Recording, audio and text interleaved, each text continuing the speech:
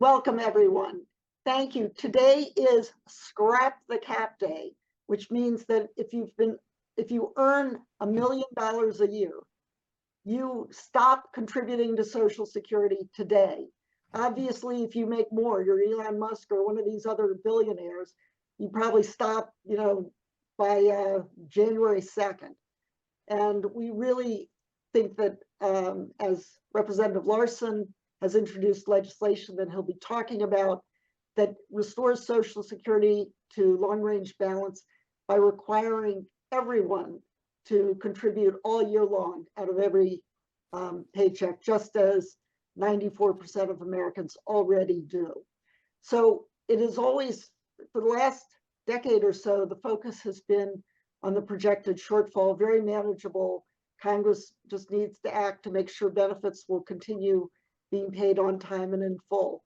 And that has always been the focus. But unfortunately, with the wrecking crew we now have in the form of Donald Trump and Elon Musk, who are really seem determined to destroy our Social Security system, they are running havoc over, so we may not, over those who work to our benefit to make sure that we can have access to the benefits we have all earned. Now, we are very fortunate to have with us the former commissioner, Martin O'Malley, who did just stellar work making sure that wait times were down and all of that. And unfortunately, that work is being not only undone and reversed, but really undermining an agency and something in a way that has not happened in the 90-year history of this program. So as I think you all know, Commissioner O'Malley was a fantastic mayor of Baltimore, governor of the great state of Maryland, and did just a spectacular job as commissioner. We are sorry he is not still the commissioner, but unfortunately we have to wait for the next Democratic administration. So with that, Commissioner O'Malley, let me turn it over to you. Nancy, thank you. And thank you for not only your friendship over that remarkable turnaround year, but also your tutoring leading up to it. It's in the old days, pre the co-presidency of Trump and Musk, nominees weren't allowed to even have conversations with people inside the agency, let alone send teams of 11-year-olds to go rummaging through your personal data.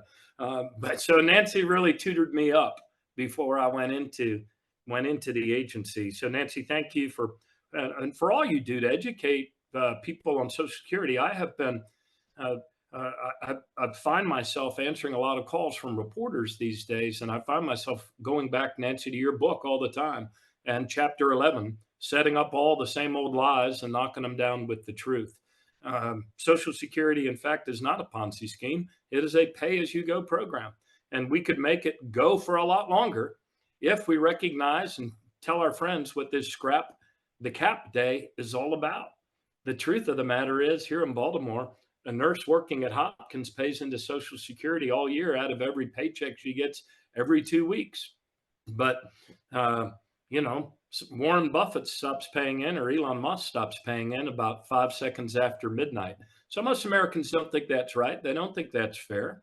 And Congress, every 40 years, looks at that 75-year trajectory and makes adjustments. That's what they did the last time to create the trust fund reserve surplus in order to make sure that there was money to pay full benefits once us baby boomers, I'll speak for myself. I know John Larson's a lot younger than me and Nancy's younger than me, but us baby boomers, to make sure that we would be able to, that there were dollars there. And what's happened now because of income inequality, because of protecting the highest earners from paying their fair share in so many ways, that surplus reserve in the trust fund is being depleted faster than the baby boomer generation is going on to their eternal reward. But that can all be fixed. Here's something, though, that we had turned around, and I wanted to just focus on the operations for a second here. And before I go any further, I do want to acknowledge John Larson's leadership. I don't know if John's on your screen right now, but he soon will be. I see him on mine. And John Larson has been a tireless advocate for Social Security, for proclaiming the truth that this is the most profound act of compassion and caring for one another that a free people have ever put into law. And for 90 years, month in and month out, the hardworking men and women at Social Security, through world wars, through economic downturns, and most recently through pandemic, made sure they never missed a single payment. So Congressman Larson, I'm sure we'll talk to you about some of the legislation he put in yesterday. So let me focus my remaining couple of minutes here. And Nancy, thank you for letting me be leadoff batter on the operations of Social Security. It's really important that people understand this issue of scrapping the cap. That is to say, when people earn more than $400,000 or $500,000, it's not like they stop paying into Medicare. Why do we give the wealthiest of Americans a free pass and have them not pay into Social Security on higher earnings? It makes total sense, and 80% of Americans agree with that, just as 80% of Americans, regardless of party, want Social Security to be strengthened and extended, not have a wrecking ball taken to it or see it dismantled. And yet, that's what we're seeing right now, and it breaks my heart. I know the people in that headquarters. I love the people in that headquarters. I admire and hold in the highest esteem their commitment to the truth that we're all in this together and that we have to help each other if we're going to succeed. And I saw them sprint up a downward moving escalator for a full year, improving virtually every service delivery metric that large social insurance agency provides to the public. They got the wait time on the 1-800 number, the speed to answer, down from 42 minutes to 12 and a half minutes.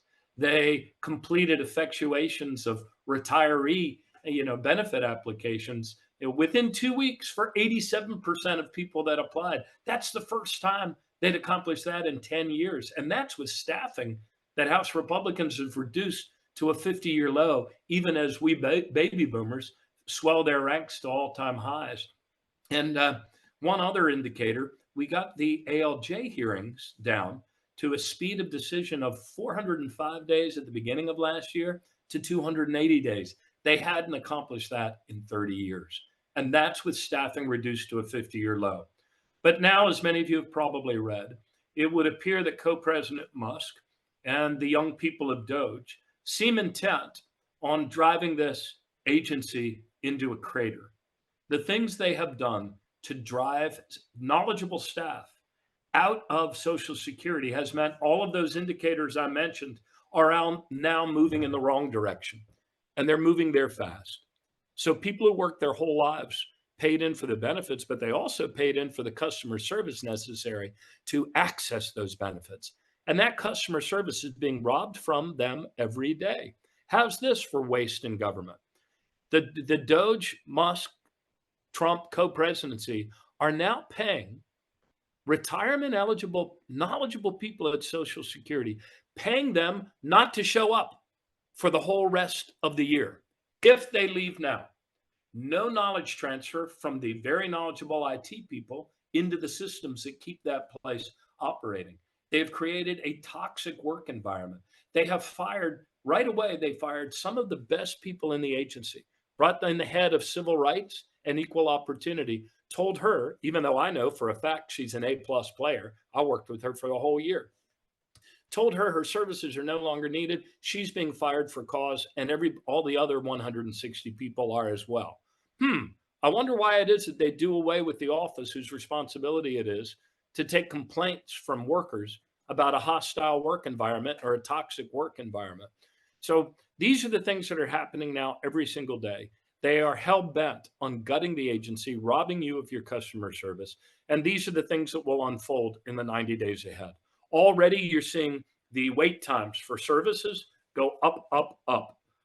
You will soon start to see disruptions of some of the claims processing systems that sit on top of the very old green screen COBOL system. And then ultimately you'll see longer durations of outages of those aspects of it. You will see improper payments and underpayments. The incident of that will become more frequent, and the time it takes to correct them will become longer, creating hardships of both kinds, repayment and underpayment on both sides of that. And ultimately, those system failures and the absence of staff to keep that old COBOL system maintained, because just like old cars, old systems need to be maintained or they break down. You're going to see all of that in the next 30 to 90 days cascade into some benefit interruption. How long it is, I have no idea, but I do know this. You have to have knowledgeable people who not only understand how to code in COBOL, who understand the architecture of that place and the way it has been fit together, even in with these staffing reductions and the budget reductions. So, Nancy, let me stop there. I know you have other people to speak, but I want to encourage everyone. Please don't give up. What people want to, those that want to wreck the institutions of our republic, like Social Security, are counting on you becoming exhausted, you not caring, you tuning out the TV and your own high responsibility with the greatest title in the land, that of citizen, to get on the phone and call your congresspeople. So call them, tell them to support John Larson's bills, tell them to support the efforts by those in Congress who are fighting to protect and defend Social Security and save it from being driven into total system collapse by Doge and co-president Musk. Thanks a lot, Nancy. Thank you so much. Thank you both for those remarks, but also for your amazing public service, including today as you seek to educate the public. Everyone loves Social Security and people don't know what's happening. And it's really important that we all get the word out. So thank you for that. And really following right along with that, Representative John Larson is the champion in Congress. He's the most knowledgeable. He is ranking on the Social Security Subcommittee. We all hope and trust he will soon be chairman of the Social Security Subcommittee. We need him as the chairman. He has been a fighter and forward-looking, has proposed enormously important legislation, including new legislation to stop, as Commissioner O'Malley talked about, the co-presidency of Trump and Musk. And it is really, although much of the country may not know your name, Representative Larson, everyone in this country owes you a huge debt of gratitude. And with that, let me turn it over to you. Thank you so much for joining today on this. Well, thank you so much, Nancy, and it's an honor to be here, and it's an honor to follow Martin O'Malley also. What an incredible job he did as both mayor and governor, and of course, most recently, what a tremendous job he did as our commissioner.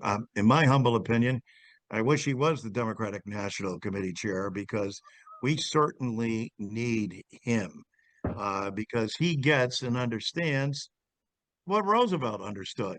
You know, here we have a program that is the signature program of the Democratic Party. And also, as the commissioner was mentioning, probably the signature plan of the United States of America that pulled us through, kept our system of capitalism and entrepreneurialism alive, because it needed a safety net, and it needed something that would protect the ordinary citizen and help them get through difficult times. And as he said, and it's persevered through world wars, and it's persevered through the most difficult times. And even if you go back to just as recent as 2008 and 2009, when people's 401ks became a 101k, Social Security never missed a payment.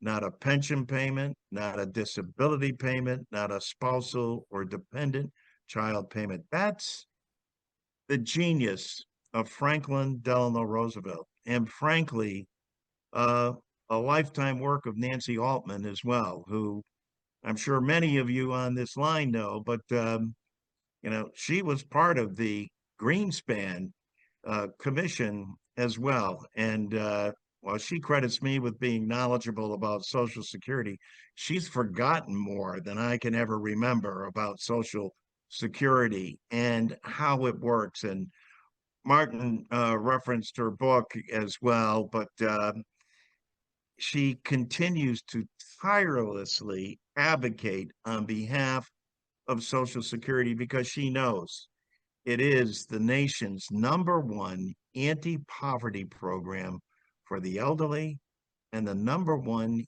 anti-poverty program for children. Until we make the child tax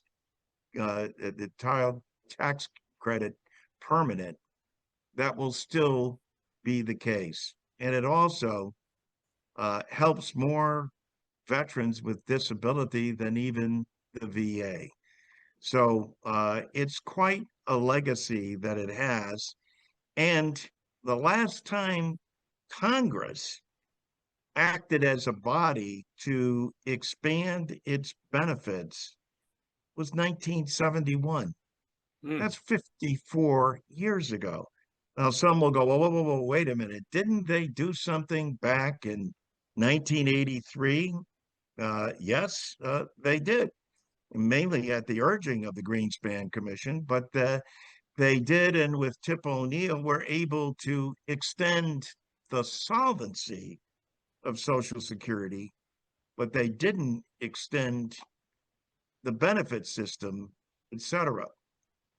Having said that, it still needs our focus and attention. And we have introduced legislation in Congress to not just protect Social Security, but to expand it. And the leading proponents behind it are people like Nancy Altman and Social Security Works, the Committee to Preserve and Protect Social Security, the AFL-CIO. You could go down the list of people who understand, as the commissioner noted, just how vitally important this program is to every American and how it augments and helps people who have a pension and have a system.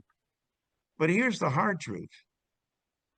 For 40% of the 70 million people on Social Security, this is the only benefit that they have in terms of pension protection. And it's what keeps people off of the poverty rolls and allows them to lead a life of dignity, having paid into a system all of their lives. And so it's long overdue for Congress to react. And I couldn't be more grateful than to Nancy and Social Security Works for having gotten behind and stood behind Social Security 2100.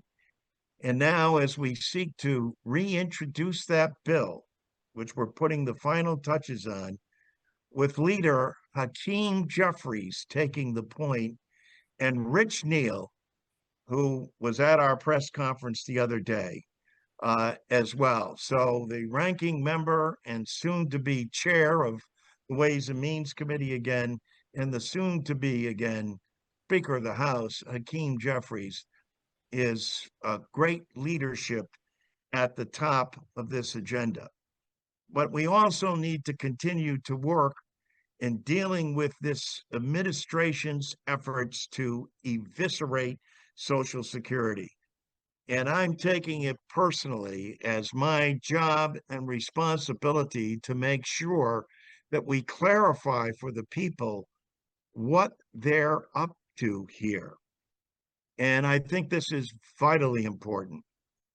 Let's start with President Trump saying that he's not going to touch Social Security, Medicare, or Medicaid.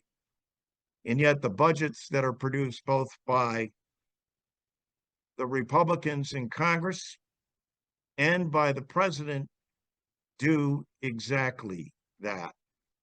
And so we will stand and fight and make people aware of this.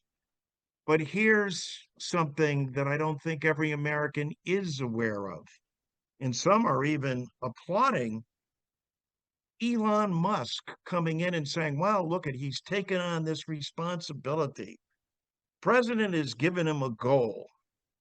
He said he wants him to find $2 trillion to be cut from the federal government.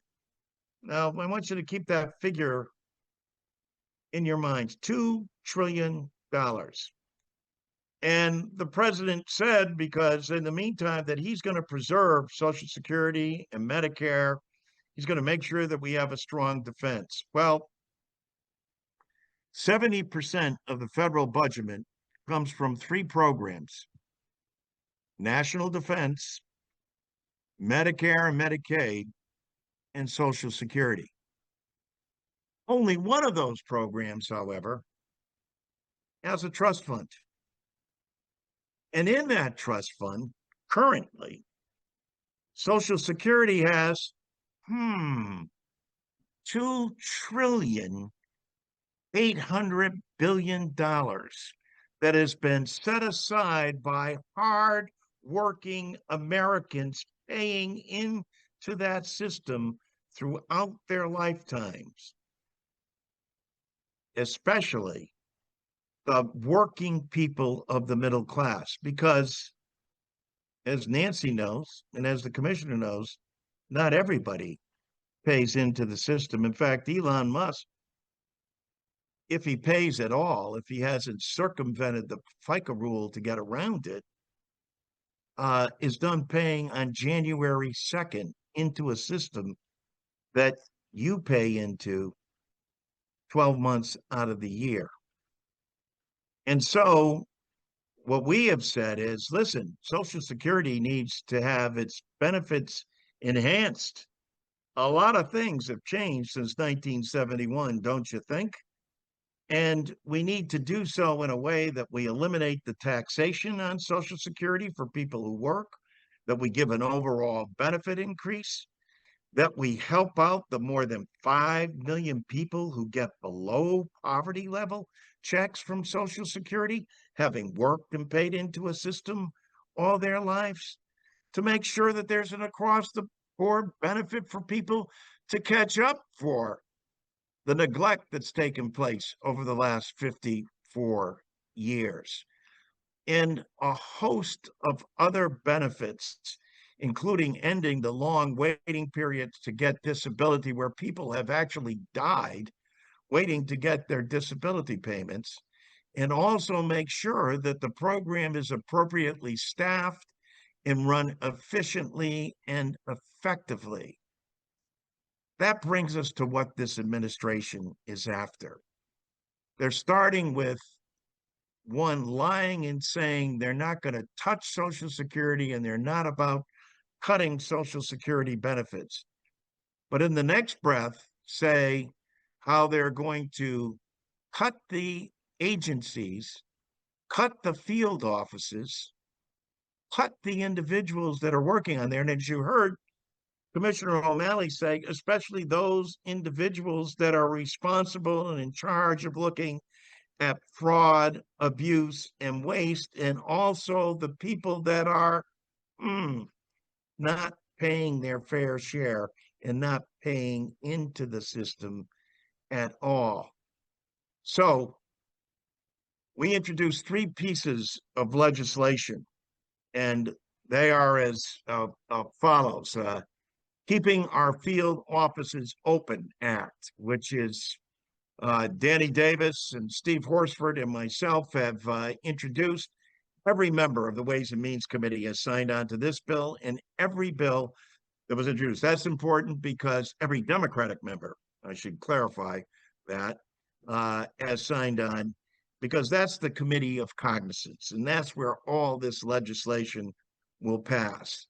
And because it's the committee of cognizance, we also said that we want to make sure we're protecting America's Social Security data, making sure that so-called Doge, and I agree with the commissioner, I call them Dodge as well, because they dodge any kind of accountability on the part of Congress, but making sure that they have to come before the United States Congress and testify what they're doing with these records, what they're looking at, what they have in their possession, and why they need this.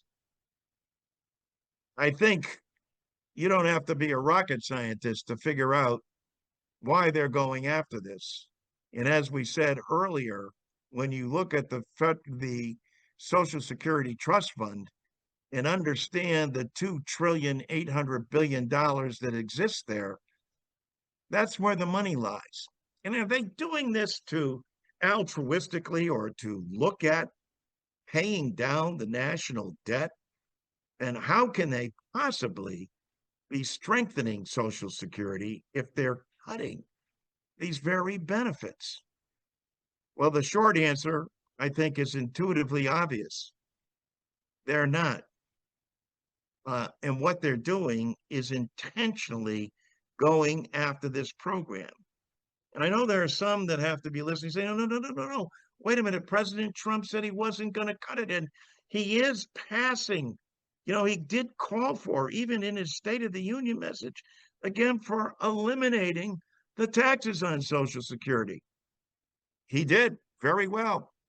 We had it in our proposal all 4 years that he was president of the United States, and he never mentioned it. You know why? Because we paid for it. Under President Trump's proposal, and you have got to understand this, that if it's unpaid for, the money has nowhere to come from but out of the existing Social Security Trust Fund. And what that would mean for our citizens, and especially for those 40% of our people, more than 28 million people, that this is the only thing that they have. 36% cut to benefits that are already in desperate need of being enhanced, not cut. It is an absolute travesty. So what can their possible goal be here? Their goal is to privatize Social Security.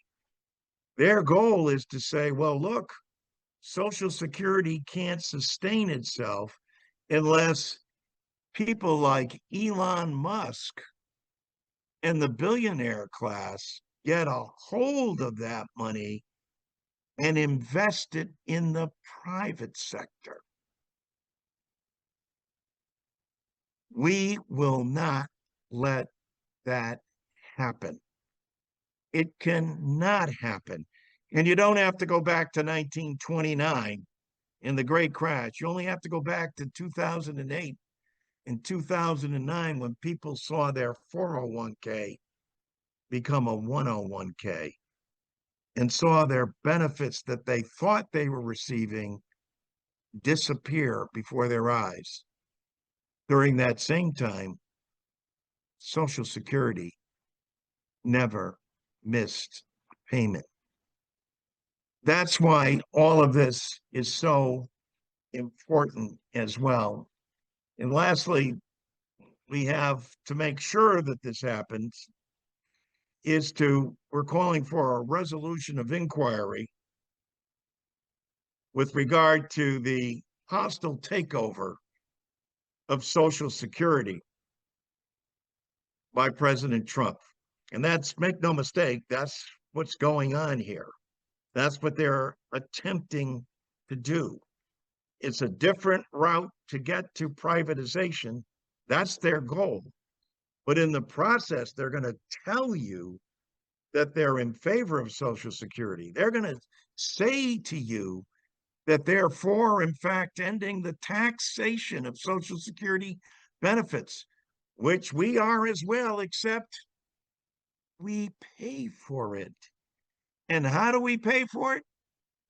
By making Donald Trump and Elon Musk and the billionaire class pay the same thing that every other working American would do. And by doing that, not only do we salvage and protect Social Security, but we're able to expand its benefits as well. And yes, we're able to provide tax cuts for people who continue to work while they're receiving their Social Security and shouldn't be taxed on their Social Security because that's double taxation. So I can't thank Nancy enough and all of you for participating. But now is the time we really have to lean in and put our shoulder to the wheel. We're going around the country and doing virtual town halls like this and in districts.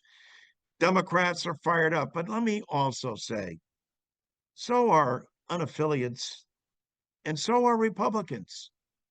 When Republicans hear the truth about what is happening, they respond. And that's why, more than anything else, what we need to require of President Trump and of Elon Musk and the Republicans is a vote.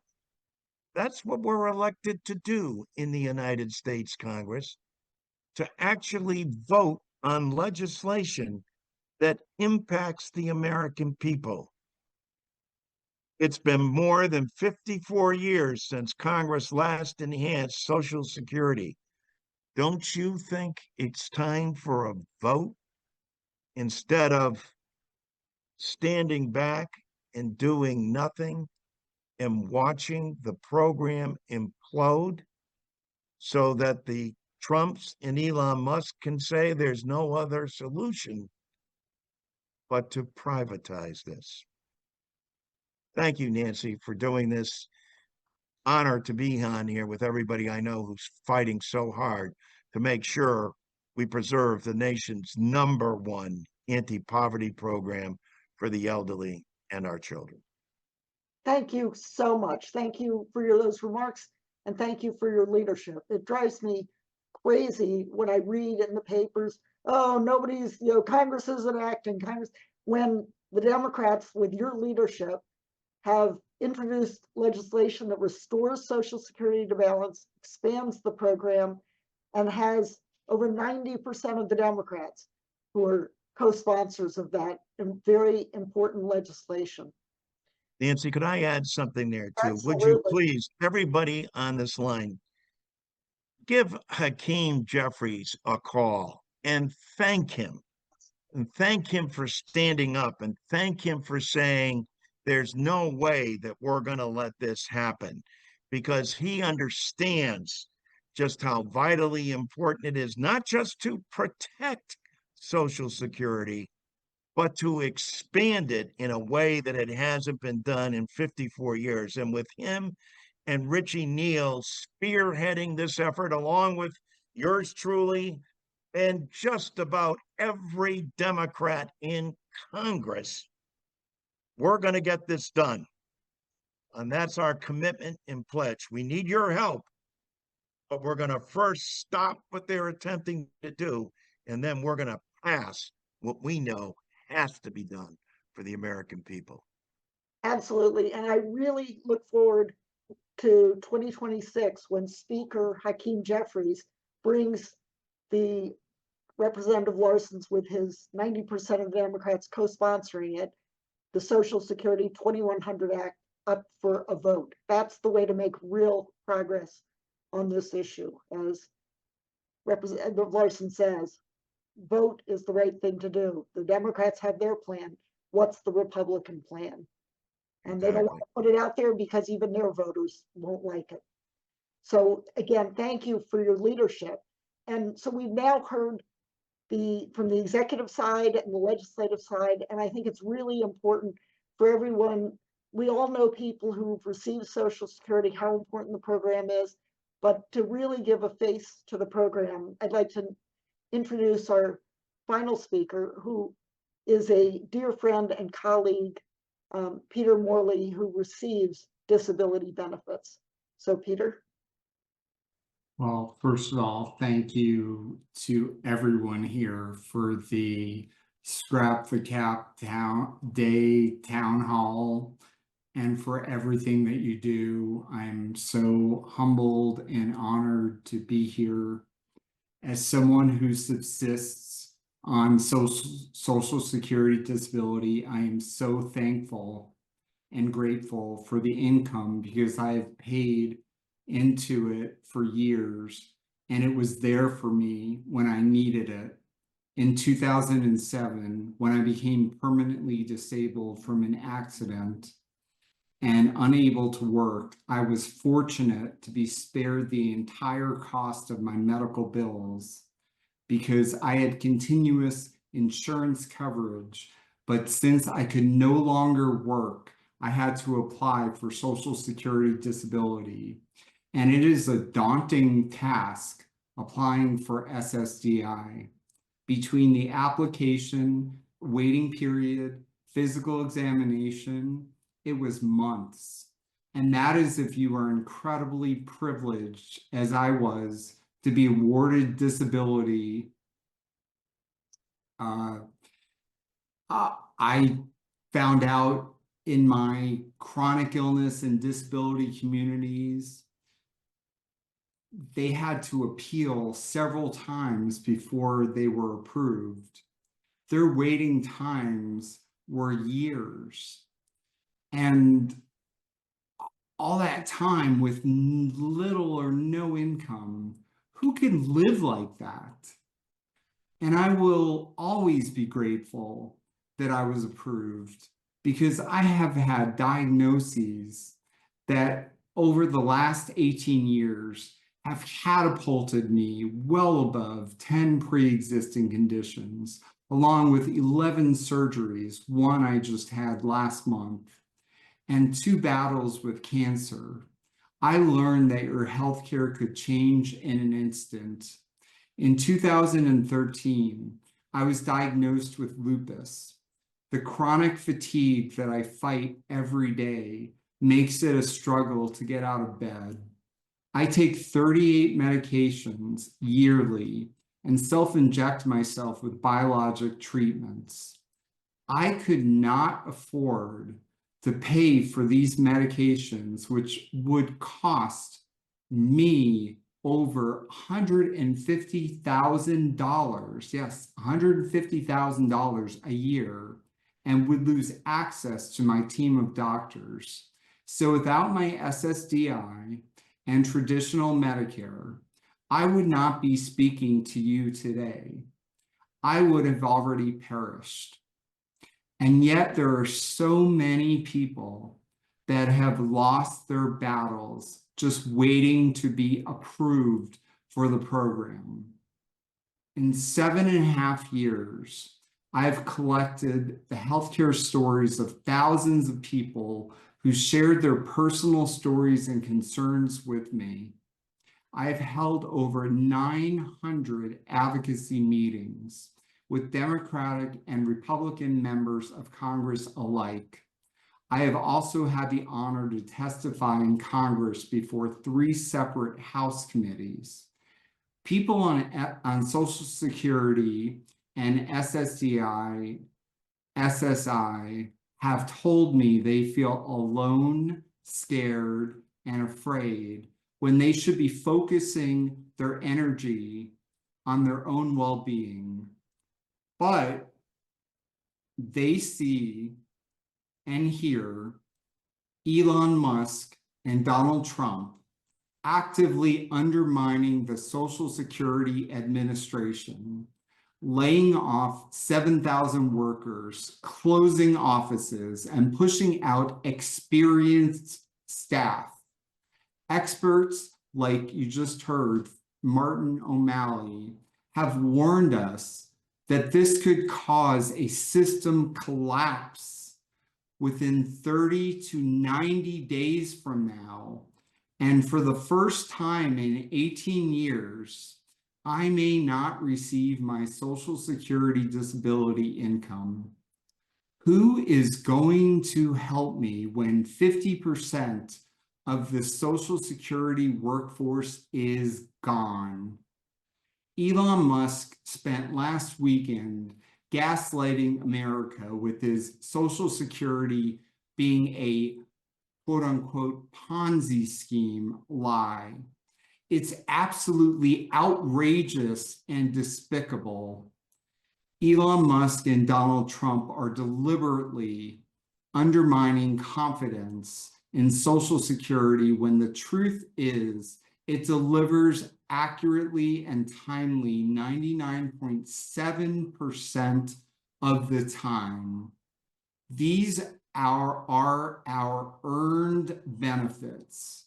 It is our money that Donald Trump, Elon Musk, and his administration are trying to steal. While most of us think of Social Security as only being there for retirement, it also provides payments to the long-term disabled, people like me who are no longer able to work. I know our country's disability system is effective because I've had to rely on it through numerous major healthcare crises. The world's richest man is filling your head with lies. Donald Trump and Elon Musk are promoting massive tax cuts for the wealthy Silicon Valley elite, paid for with deep budget cuts on the backs of the Americans who depend on Social Security, Medicare, and Medicaid. Millions will be affected. Millions will die. When Donald Trump was elected for the first time in 2016, I was initially afraid to speak out.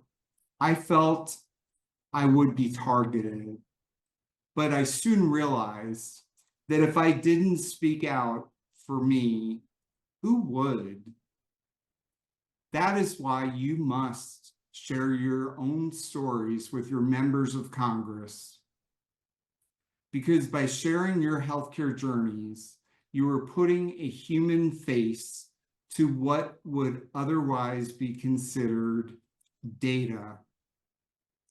Thank you all for fighting for everyone on Social Security, especially for the claimants and recipients, so we can simply exist. Most importantly, fight with us to scrap the cap and make Social Security solvent forever.